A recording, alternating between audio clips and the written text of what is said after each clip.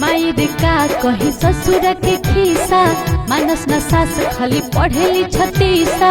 मायर का कही ससुर के खीसा मानस न सास खाली पढ़ेली छतीसा।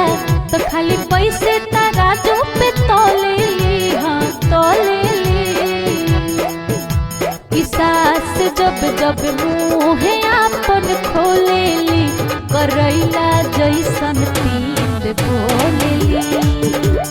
सास जब जब मुँह आपन खोलेली करैला जैसन तीत बोलेली।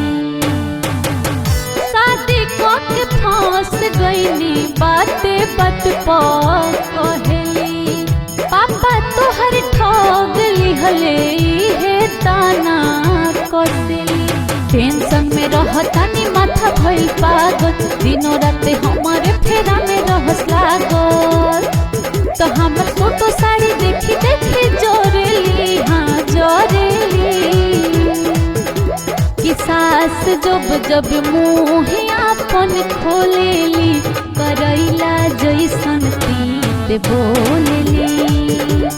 सास जब जब मुँह आपन खोलेली करैला जैसन तीत बोलेली।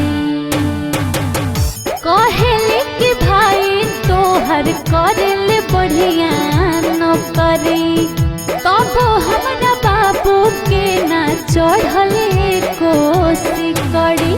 कहेली कि शादी में तारा जबली हो जतना गछाइल रहे पैसो न मिलो। तो कुछ करस ना बस ने ओने डोले हाँ डोले।